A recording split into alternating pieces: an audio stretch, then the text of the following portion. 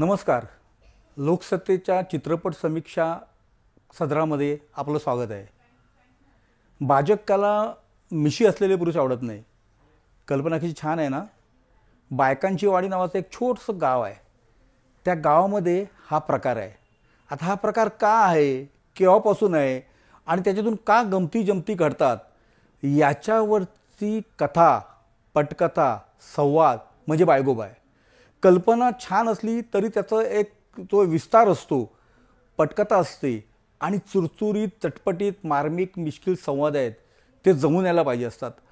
हा चित्रपट काही प्रमाणात यशस्वी झाला आहे, परंतु लेखनाच्या पातळीवर अधिक मेहनत घेतली असती तर हा चित्रपट अधिक मनोरंजक ठरला असता. कल्पनेभोवतीचं जे विश्व आहे म्हणजे गावात येणाऱ्या पुरुषाची मिशी उतरवणं, या प्रकारामध्ये गावात एकदा एक जादूगार येतो आणि त्याची मिशी उतरवण्याचा प्रयत्न होतो, परंतु ती मिशी खोटी असते.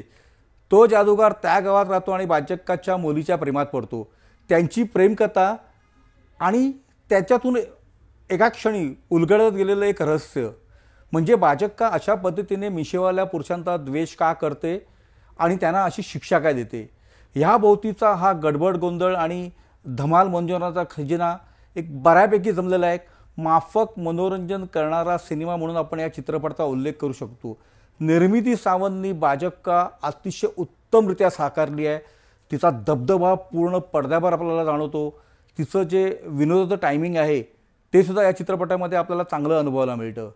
नयन जाधव, शीतल पाठक ही प्रेमिकांची जोडी या चित्रपटामध्ये आहे. एक वेगळी जोडी या निमित्ताने आपल्याला पाहायला मिळते. नयन जाधवला पूर्ण लांबीची अशी मिळालेली पहिलीच भूमिका आहे. शीतल पाठकला एका चांगल्या भूमिकेची गरज होती, ती गरज या चित्रपटाने पूर्ण केलेली आहे. यांच्या जोडीला विजय पाटकरपासून खूप मोठ्या प्रमाणामध्ये कलाकार आहेत. ग्रामीण जीवनावरील हा एक फॅन्टसी चित्रपट असं आपण याचं वर्णन करू शकतो. गाण्यांना वाव आहे, आयटम सॉन्ग चांगलं जमलेलं आहे, मसाला भरपूर आहे, परंतु त्या मसाल्याची भट्टी जमवताना पटकथेच्या लेखनावर जर अधिक मेहनत घेतली असती तर दिग्दर्शक विजय पगारे याचा हा चित्रपट अधिक चांगली उंची गाठू शकला असता. तरी देखील काही हरकत नाही. एक बऱ्यापैकी मनोरंजन करणारा आणि विशेषतः ग्रामीण भागातील प्रेक्षकांना हसवणारा असा चित्रपट आहे. अशा प्रकारच्या चित्रपटाचा आपला एक प्रेक्षक वर्ग असतो, तो ह्या चित्रपटाच्या पथ्यावर पडेल असं मला विश्वास वाटतो.